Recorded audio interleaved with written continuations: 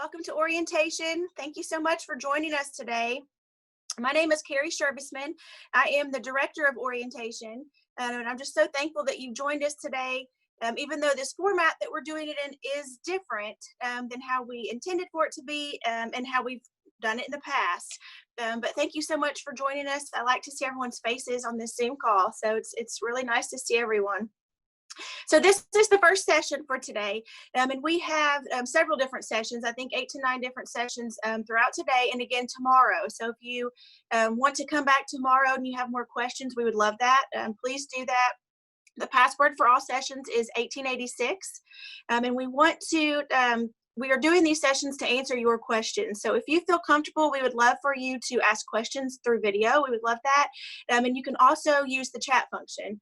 If you're familiar with Zoom, there is a chat feature on here, and so we'll answer questions that way as well.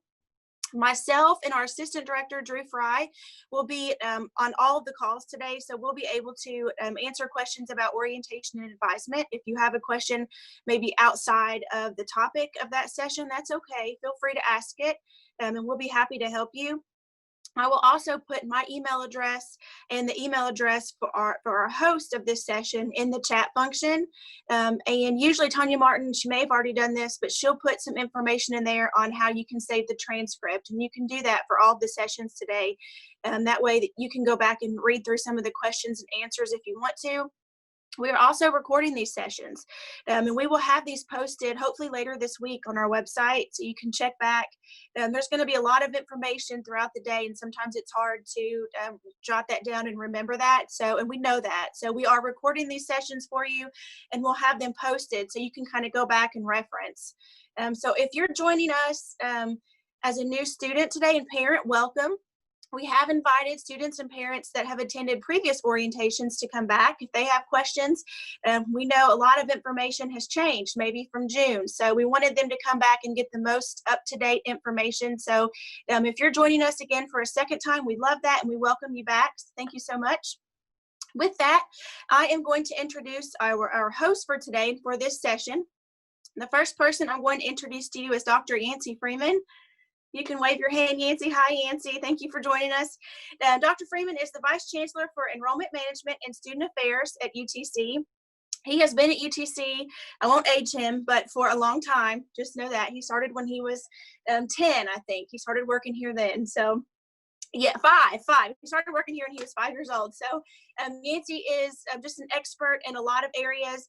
Some of you may have already seen some emails or attended other sessions that Yancy has been in. So we're thankful that he's here today because he does know a lot about a lot. So he can help us with that. Also, Yancy just had a son graduate from UTC just a few months ago in May. So Yancy has been through this process before, and so he can also answer this coming from the parent perspective as well. The second person I'm going to introduce to you is Jim Hicks. Jim, if you can kind of say hi. Jim is the Assistant Vice Chancellor for Student Affairs and Dean of Students here at UTC. And Jim also started when he was 5 years old and has been here for 20 plus years. Jim has also been involved with orientation for a number of years, at least 10 to 15 years that I know of. So Jim also comes to you with a wealth of knowledge. An interesting thing about Jim is that he has a son starting with us as a freshman this fall. So Jim's son got the Mox box and did the online modules and has been going through this process alongside many of you. So Jim also has a unique perspective, and we're thankful he's here today. And then the next person I will introduce to you is Tonya Martin. Hi, Tonya. Tonya is the Director of Strategic Enrollment Technology. And Tonya has also been at UTC since she was 5 as well. So they all kind of started in kindergarten together. Tonya has been here for at least 2 decades. She's worked in several different offices on campus. And so she's just a wealth of knowledge. We always love when Tonya can get involved because she can answer all of the questions. And she makes my job certainly much easier. So thank you, Tonya, for joining us. Something interesting about Tonya is that her son is going to be a senior in high school this year. So she will be going through this process next year. And we did not plan it for it to be this way, to have staff members in all parts of the process. It just kind of happened organically, but it's kind of been a neat thing because they all have that perspective that you have. And so we appreciate that they're here to answer the questions as they're going alongside it with you. So with that, I'm going to turn it over to our host for the day.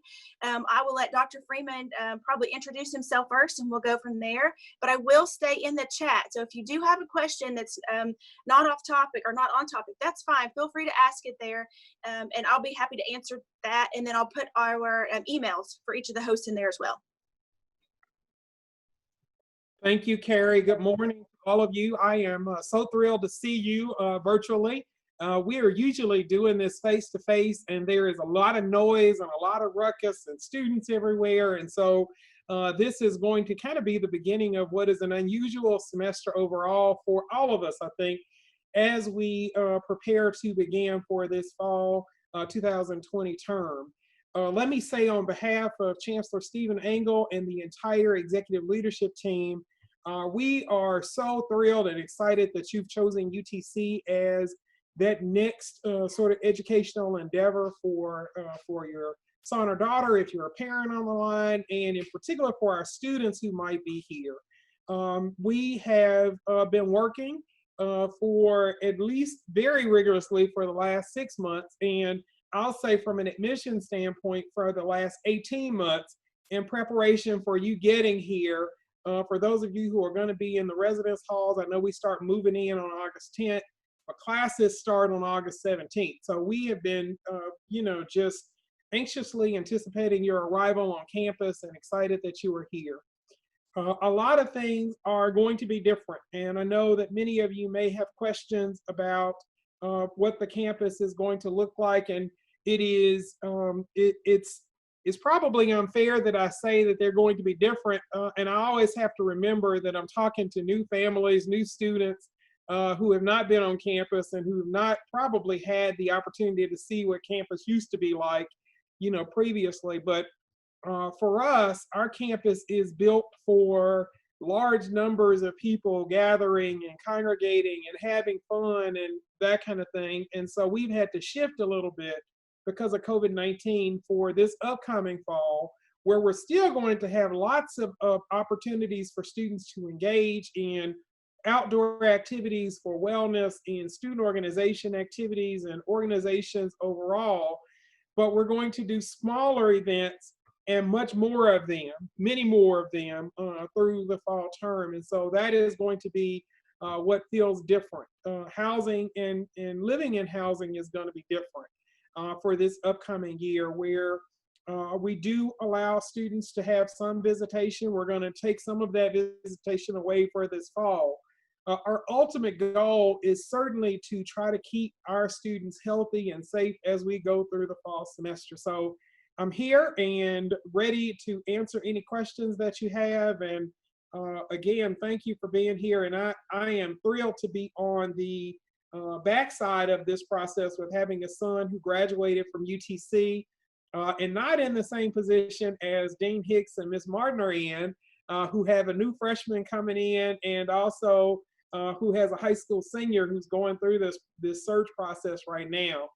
And so I hope to be able to provide any perspective on what it's like to have a student enrolled here. I have 3 degrees from UTC, and so lots and lots of time here. As Carrie mentioned, I started when I was 5. So I'll stop and turn it over to Tonya and allow her to introduce herself. And then I'm sure she'll allow Dean Hicks to have some comments as well.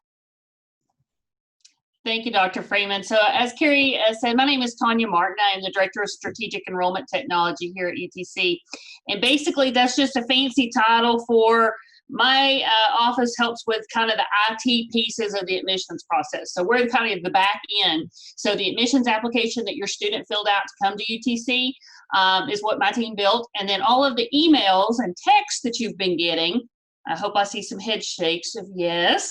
So that's good to see that stuff's coming through. So that's kind of what my team does, is help coordinate that communication out to our students, to our families, the whole bit. And so because of that, we're involved in a whole lot of different areas. My background is actually in some admissions work and financial aid. So with that, I'll get to join you guys on the next session for financing your future and kind of help answer some questions in the background.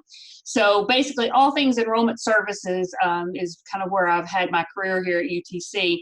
And then, my son is a senior. So we went through a weird end of the year there, just like everybody else. But now we get to go into this year going forward of what does looking for colleges look like amidst COVID with no, tours and those kinds of things. So I am right there with you guys, and hopefully some of you guys can offer me some advice as we go through too, as we enter this transition phase. So Jim, if you would like to introduce yourself. Thanks, excuse me. Thanks, Tonya. Again, my name is Jim Hicks, and I do serve as the Dean of Students here at UTC. And as the Dean of Students, I work with a number of offices that provide for that experience that Dr. Freeman was talking about, for your students. And so I like to point out just a couple of areas that are in the offices. And first and foremost, I'd like to, just to make sure you guys know that you have a free membership to our Parent and Family Association, so you can go to their website and activate that free membership. What we try to do with that association is to provide content to families in a timely fashion. And so there are, there's a rhythm to a campus. If you've had another student somewhere at another institution or here, then you know that there are things that happen at the beginning of semesters that you need to know about, that students need to understand. There are things that occur, midterms, and those, which is also about the same time that registration starts to happen for the following semester. And then there are things that we need students and families to know, throughout the semester, including the end. So, checkout of housing and things like that. So we provide some additional information for parents and families about that. And so we will have some staff on the 2 o'clock call, I believe.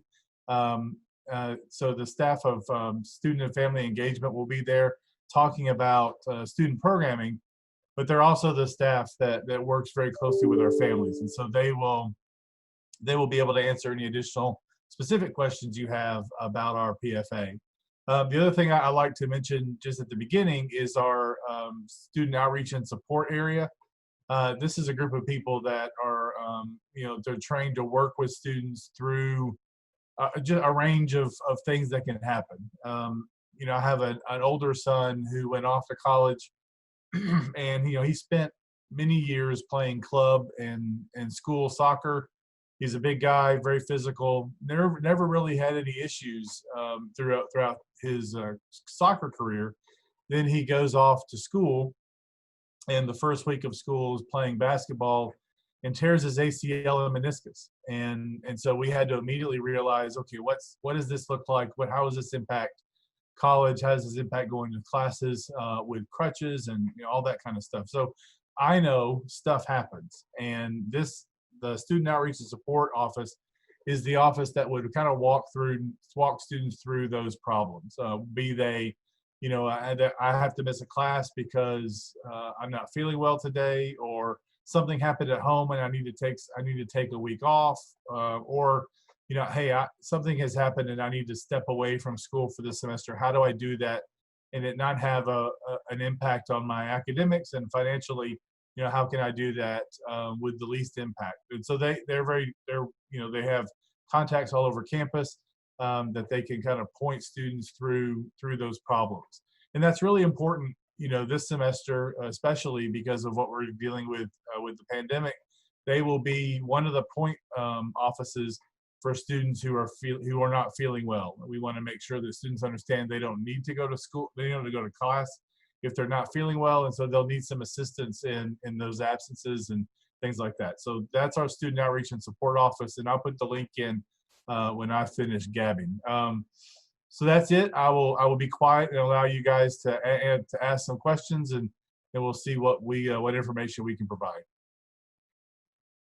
All right, thank you, Jim. So basically this session is for you guys. So whatever questions you guys have, and I know we're just starting orientation, but there have to be some things already on your mind with everything going on. So a couple of things that I will mention. Back on the orientation website where you started and found the link to this chat, there's also a link on there to about 13 different videos. And if you haven't had a chance to take some time to go in and watch those, I would highly encourage you to do so. Those videos are typically the sessions that you would go around to during orientation. So we went ahead and filmed those ahead of time for you guys and put them out there so that you can watch them at your leisure. I will say I watched all of them prior to starting this orientation season, and there were things in those videos that I learned. And I've been on campus for a while, as we've mentioned. And so go through and watch those as you can later today, tomorrow, over the weekend. But I think you will find a wealth of information there to be able to do that. And I'll give you the link out to that here in just a second. The other thing I will mention is this session has kind of evolved as we've gone through this summer, but I will say the best way to describe it has been COVID 101. I'm talking about all the nitty gritty things, and everybody's laughing, but that really has been because we know that is what is on your mind, where your questions are. And we know some of that information is throughout the day in some of the different sessions, but it's also an opportunity for us to get to answer some of those things that may not get covered in some of those. So the first thing I want to mention is we do have a requirement here on campus as well as in Hamilton County where we are, which is that we are all required to wear a face mask. And so Jim has changed his picture, if you can see that, to our Vanna White picture of him and his mask. Those are going to be provided to our students. So if we're going to require something, I think it was great that UTC stepped up to the plate and is able to provide these to all of our staff and students. So all of us have these handy, and then we are going to be providing them to our students when they get on campus. So I believe during move-in, they're going to give them to the students that are in the residence halls, and I think they're still working out a process of exactly how to get those out to our off-campus students. Tonya? Yeah, go ahead. I'll just say, I think we were mailing them to students who are living on campus. I know that because my son just got his 2 masks on Friday. So, sweet. And with a nice letter from Dr. Freeman. Awesome. So watch your mailbox. So you'll be getting those very, very soon. So as somebody else received theirs, so great. We know they're getting mailed to you. So you should have those to be able to start. And I will tell you, if you haven't got yours yet, I had a student stop me in the grocery store the other day because this is the one I had in my car. So it's what I put on. And I will tell you, he was like, hey, where did you get that? Is that the one that UTC's giving you? I'm like, yeah, it is. And he's like, well, tell me about it. Is it comfortable? What do you think? And so, I mean, he was going through all the details, and I'll tell you, it is probably the most comfortable one I have. And I have several because my 3 boys at my house keep losing theirs. So I have like extras in every car and everything, just like everybody else. So, but I think it's great for UTC to be able to provide these to everyone. The other thing that I'll say is that we've made some huge commitments to make sure to keep your students safe with us here on campus. And the other thing that has impressed me is coming back to campus this summer is that there are hand sanitizing stations everywhere. I mean, everywhere. Dr. Freeman has said many times, I want you to be able to stand at one and see the next one. And that really is what happens, what we are working on doing. And so when I walk into my building, I think I passed 4 just getting from my car to my office space. So that's, really nice that we are doing those things to try to make sure this stuff is available for students. And so Dr. Freeman, I didn't know if you wanted to talk about some of the other safety things that we've done and where we're at this semester as far as getting ready for fall. Oh, absolutely, I will. There has been so much that I could probably take the remainder of this call and this time to just talk about it, but I'll highlight a couple of things that I think are really important for, for our families to know about. One of them is sort of the extra cleaning protocols that are there. We have these machines that are called, they are extra duty disinfecting machines, and they will be used to clean residence halls, clean common spaces. We have some contracted vendors that we've hired to help us with the extra lift of cleaning every day. And so there will be, intervals of time when students are in the university center, when they're in the residence halls, when they're in academic buildings, that they're going to see these folks that don't necessarily look like normal UTC facilities management folks who are on campus that are kind of helping us with the lift of doing this. As Tonya mentioned, there are going to be hand sanitizers stations everywhere throughout campus. I have been saying the entire summer, and happy to see that folks are listening, and it's actually happening, that about every 100 feet, we want to have a hand sanitizing station at all of the exits and entry points, at the elevators, at the stairwell, so that as folks are coming in, and in particular, as you have to touch buttons or knobs, that you can use those hand sanitizing stations for a quick refresh as you go on to the next thing. The masks are there, and we are going to require students to wear the mask. We do need to be pretty diligent about doing that. Our goal in this, as I have stated, Dean Hicks and I often laugh about who is the fun police, who's always trying to keep students from having fun. And most of what we've done, around this issue really has not been about that. It's really been about the health and safety of our students. And so we know that students who wear a face covering, students who wash their hands daily and sanitize daily, have a very, very, very small chance of contracting COVID. And so we want to continue to push that message out there and continue to make sure that students are complying with what happens. Tonya, if I have just one more second, I want to just talk about the academic calendar, because if folks are not aware or do not had a chance to see it, I want to make sure that I mention it. The academic calendar this year is going to be different than any other year, in that the traditional holidays that we have during the fall, we're not going to observe those holidays. So Labor Day is going to be a day of instruction versus a day of a vacation or holiday for our students, faculty, and staff. The fall break that we traditionally have in October are going to be instructional days. We've taken away those days and added them as instructional days back into the semester, so that we can try to keep students here for as long as we can, and they're getting as much instruction as they can. On the backside of that, during the week of Thanksgiving, students typically get the Wednesday, Thursday, Friday of Thanksgiving out to go celebrate with their families. We're going to end face-to-face instruction that week prior to Thanksgiving. So we're adding Monday and Tuesday of that week as vacation days to recoup Labor Day and to recoup some of the fall break that they're going to miss. And so they're going to get a full week of time to come back to your homes and eat your food, and to, throw their stuff around. Maybe it's just my household, but at any rate, they're going to get that full week to be back home with you, to study, to eat, and prepare for exams. The exams the week after Thanksgiving are going to be online. So students are not going to need to come back to campus. After that Thanksgiving holiday, we want to, offer those exams online and give them an opportunity to kind of be done with the semester at that point that we break for Thanksgiving. For those parents who are living in the residence halls, your student can leave their stuff over that break. You don't have to move everything.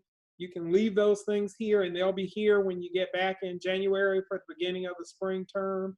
And so that's a big change for us for this semester as we go. Perfect. Thank you so much, Dr. Freeman. So we've started getting some questions, and so we'll see if we can't start getting to some of those. Jennifer had asked if she could ask out loud or on the chat. Either way, we are happy to take your question either way. So Jennifer, do you want to go ahead and ask? Sure. That's why I put my video on. Thank you for doing this session, by the way. So my question is about step ahead math. My son made an 18 on the ACT math section and needed to make a 19.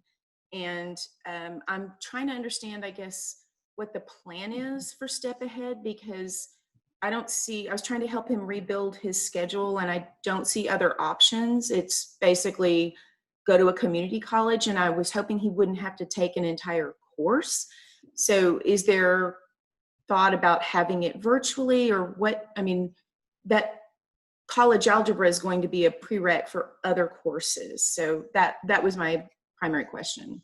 Great question. I'm hoping Dr. Freeman can chime in on that one. I've heard a little bit about it. I'm sure he's more in the loop. Yeah, absolutely. So there is a plan for this semester. The math department is going to pilot a couple of courses, in particular for those students who have Math 1130, the college algebra, as a prereq for every other class that they need to take. They're going to pilot a couple of supplemental instruction courses with it. So English does this already. Some of you may have students who have an English 1010 course, and then they may have an English 1011 course. The English 1010 is a 3-hour course.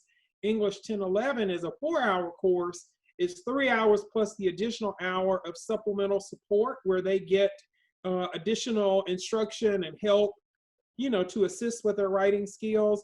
Math is doing the same thing for students who had less than a 19 on the Math ACT score for this upcoming fall. So they're going to pilot, and this is an issue we have every single semester.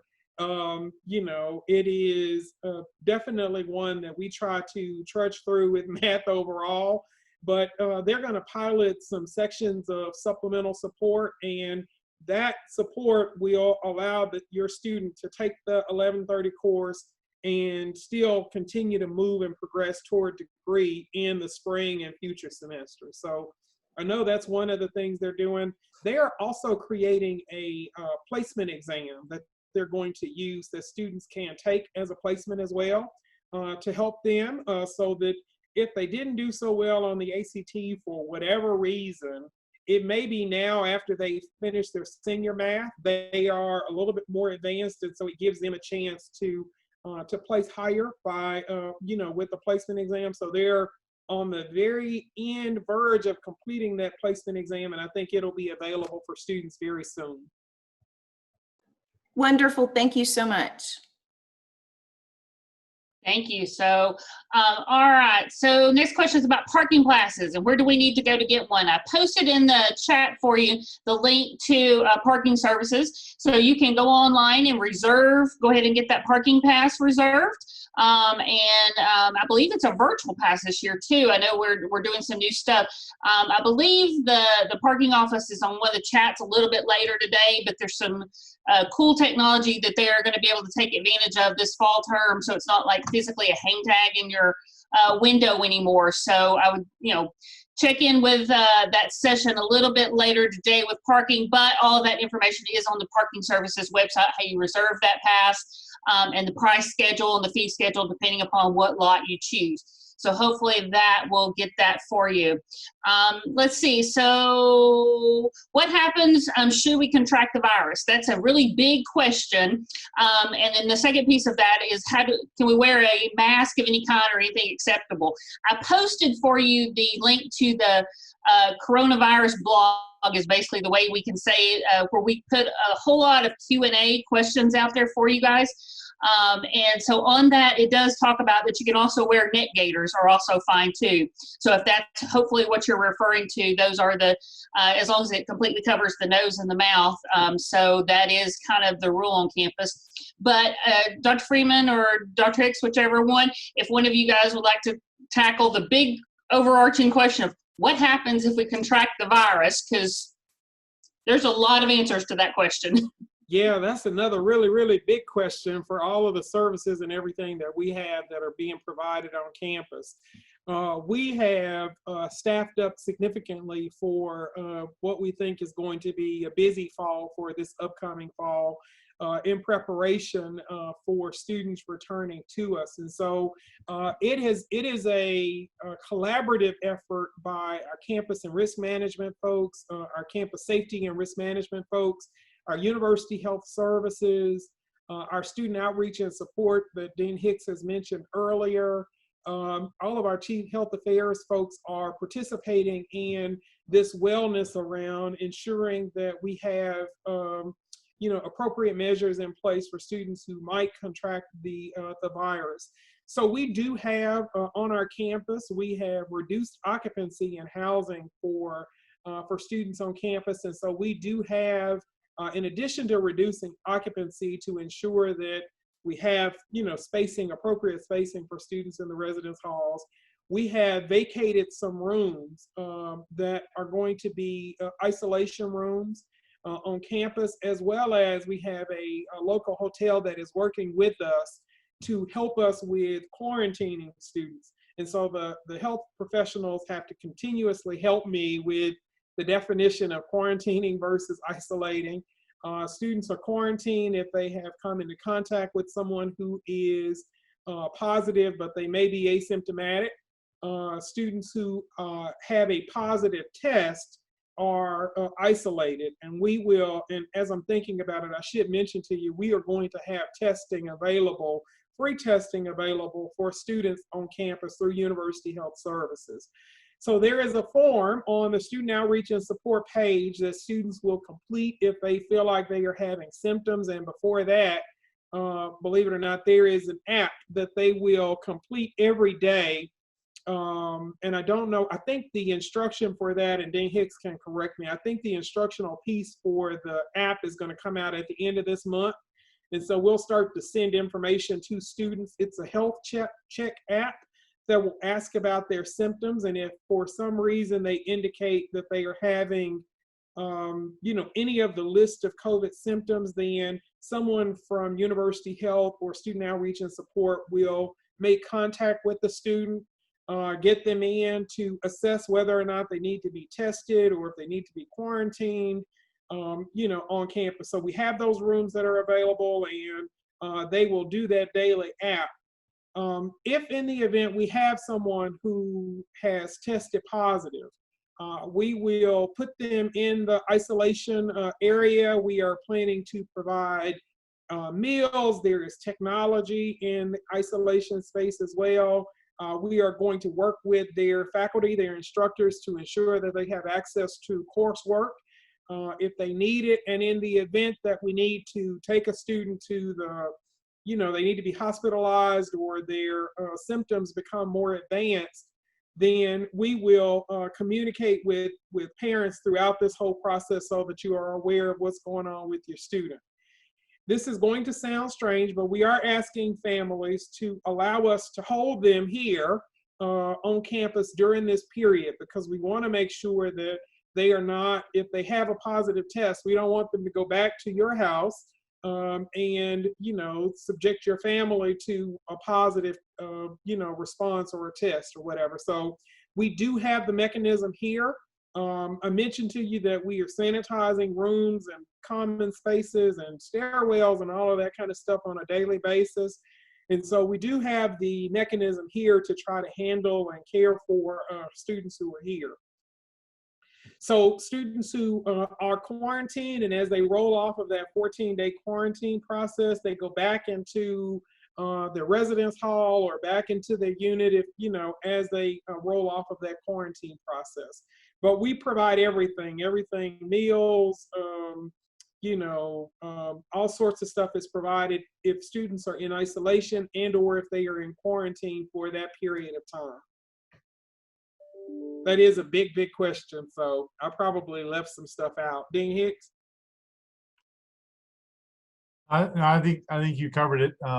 Yeah, and I know that we're still working on the screening app that you were talking about. The students will need to submit, but you covered everything just like we knew you would, Dr. Freeman.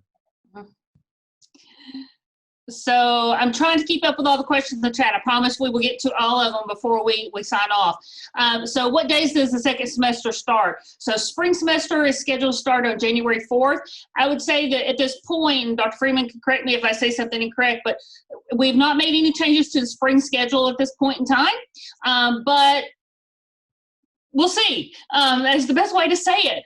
You guys know this is evolving. So I'm sure there will be some conversations after we start into the fall semester if there needs to be adjustments to the spring timeline at all with holidays, start dates, end dates, those kinds of things. So just stay tuned and watch. I gave you the link to the academic calendars on the Records website, which is our official place to know the calendars. So pay attention to that. I'm sure there'll be announcements throughout the fall semester if we do end up changing anything. Like I said, normally apparently that is like set in stone, like 4 years out. No kidding. So this is a little bit different way to do to handle it this year. On the first day of the semester, do we have to go to campus or do we go to our classes online? So Jim, I didn't know if you could talk a little bit about your son's schedule, because I know you've shared a little bit about that, and how you tell on that schedule kind of what's going on.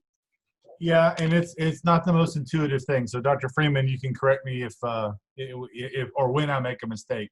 So we've got multiple types of courses this semester. So we have very few classes that are just face-to-face. I'm not even sure we have any really outside of highly specialized courses. So most likely your student will have something like hybrid, and it will, if you look at their schedule, and I do see a question here about how to find their schedule, and you could do that if they go to their MoxNet account, which is up in our website. You go to the very top of the gold bar over to the right, there's a link to their MoxNet. They log on to that, go to self-service banner, and then they should see links to be able to see their schedule. And they can also kind of search for classes, replace classes, all that kind of stuff. Your academic advisor later on, their academic advisor, if I'm talking to a parent, their academic advisor will help them kind of manage that. But so what type of classes are there? There are 3 main types. Well, I'll do 4. There's the hybrid class where they again, and if they log onto their schedule and they see hybrid, which it'll give like a percentage between 50 and 75% online, something like that. Departments are doing those a little differently based on the course. So if it's a Monday, Wednesday, Friday class, sometimes maybe the class will be split up into 3 groups, and they will have to be in class one of those days. The other 2 days they might view the class virtually, or they might be given assignments to do if the class is taught in a room that does not have information or IT, the kind of a camera. So there's 2 ways of doing hybrid. There's also 2 ways of doing online. You'll hear people talk about synchronous courses and asynchronous courses. So synchronous classes, if you go to their schedule and it says it's all online, but it says Monday, Wednesday, Friday at 9, then that's most likely means that at 9 o'clock they will need to log on to their online class. And so that's going to be either done via Canvas or done, which is another kind of an area where we do our online courses, or it might be a Zoom session. But it will be at the time and date that's listed on their schedule. If they have internet and there's no date or time, then that's what we call an asynchronous course. And that will be, so there might be some work given to the student that's due at the end of the week. They need to do that at their own time, kind of, at their, there may be some, things to watch. So there may be lectures that they need to watch, and then they'll need to kind of go through that class. And so the positive thing is that they don't have a date and time that have to be ready. They can do that when they're comfortable. Some people are morning learners, some people are evening learners, so they can do that whenever they're comfortable. The bad part about it is there is not that scheduled date or time, so it's going to take some additional motivation, internal motivation, and that's what I'm concerned about with my son. Just that is not how he has done school for 12 years, and so there'll be some challenges there. So those are the kind of the 4 ways. Again, hybrid classes where they might meet face-to-face some, meet online some, or they might meet face-to-face some, and then have some assignments they need to complete. And then synchronous online courses where there's a date and time where they need to be they're available. And then asynchronous classes where they can do the class kind of at their own pace. But there'll be I'm sure, some periodic deadlines for classes. There's also a hybrid course like my son's biology class where his lecture is online, but the lab is hybrid. And so a hybrid lab, as I understand it, there'll be some times when he will go to the class and be face-to-face for that lab experiment. And there'll be other times when they'll split the class up. Other students will be face-to-face. He will be doing that experiment virtually. What does that look like? Well, it may be that the students are given a data set they're given the information that they would have observed in class, and then they have to write a report. They still need to write the report, do some interpretation, but they wouldn't be doing the hands-on face-to-face lab experiment. So those are a couple of ways we're doing it. How does my question still, and I'm kind of working through this with my son, how do they know when to show up? How do they know which modality they're doing?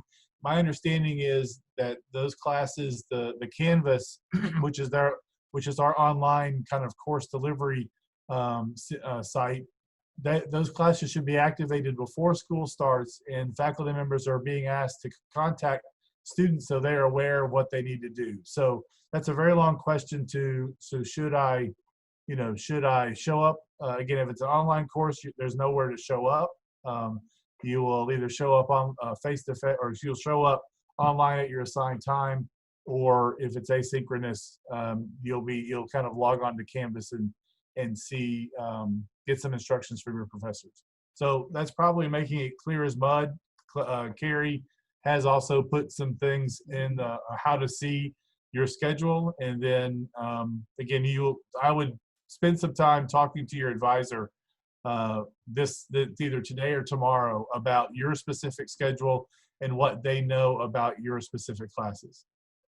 All right, thank you. All right, so we have a lot of questions, so I'm going to move really quick and try to cover several at the same time. So my son's schedule is primarily online and thinking about staying home rather than in the dorm. Yes, you have until July 31st to cancel that housing contract. I posted instructions on how to get to that. I don't know about the housing deposit and parking pass refund. Dr. Freeman, do you know the answer to that one? We are doing those without penalty. So if folks let us know, then they just need to request a refund of those, but we're doing them without penalty. So. Thank you. And then a question about, are we required to get a flu shot and the coronavirus vaccine when available? Is that true? And what happens if we don't want to do that? Dr. Freeman, if you could address that one real quick. Yes, the Board of Trustees voted in the last board meeting to require the flu vaccination and also a COVID vaccination when it is appropriate and safe to do so. The flu vaccination will not impact anyone until the spring. Who knows when we'll get the COVID vaccine there and up and going. There are some exemptions that are there. I would encourage you to attend the student health session for anyone who has questions about those vaccinations. But there are exemptions that are there for, for different and various reasons. So for families who have, religious or whatever reasons, you can certainly not take them. Perfect, thank you. Will students be able to do online work if they get sick and are not on campus? The answer to that is yes. And that's where Jim's office and the care team would step in and be able to assist that student to make sure that they get taken care of during that time. So absolutely. And it looks like we got McCarthy taken care of with his Mox box and some instructions and how to find schedules, which is great. Let's see.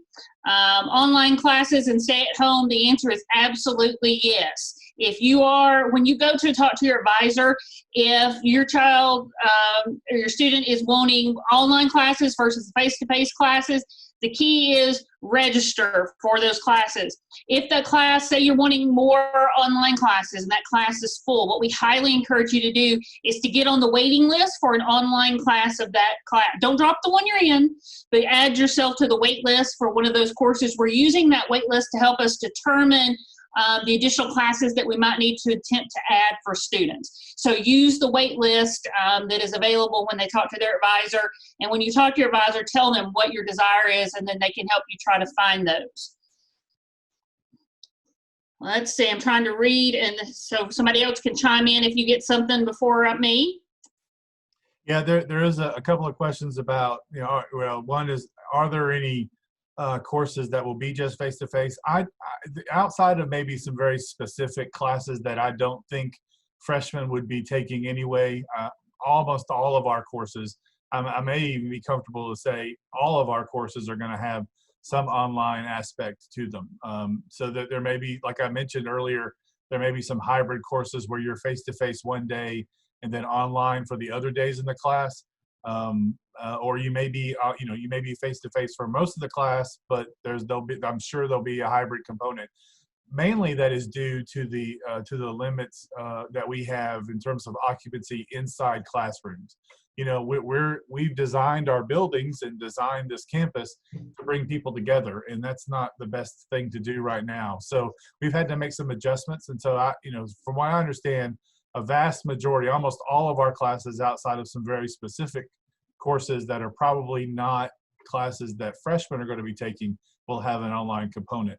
And then how do you find out who your advisor is?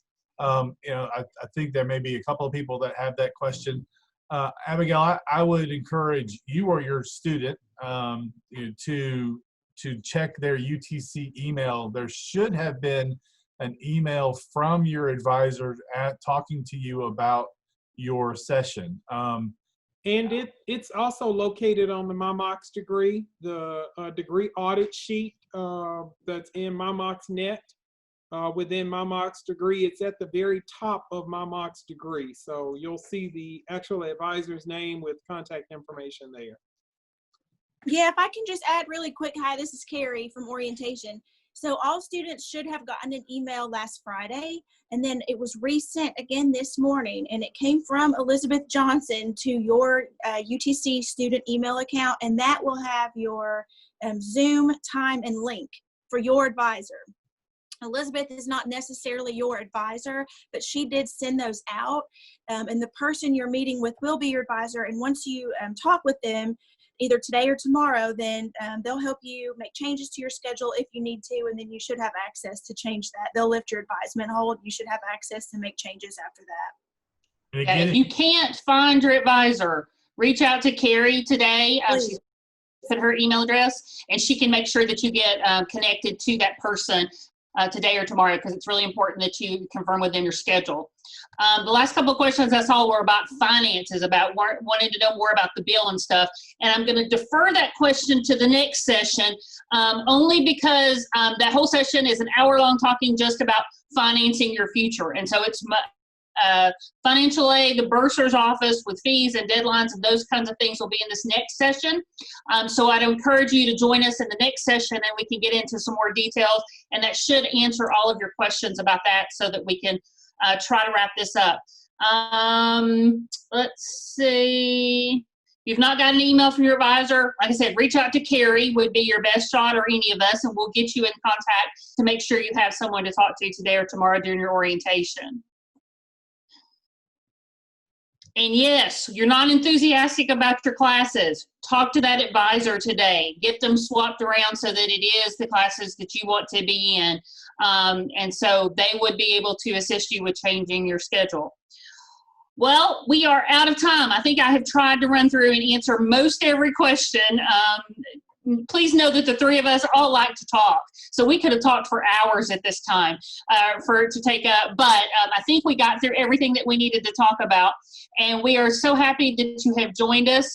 Please take a few minutes, go grab a cup of coffee and join us back at 11 o'clock or 10 o'clock for that next session. But for me, thank you so much for joining. I didn't know if either of you guys wanted to chime in with anything for last minute. No, we appreciate you. Great to see all of you virtually, and look forward to welcoming you into housing for those who are going to be in campus housing, and it's certainly on the 17th of August for the beginning of fall.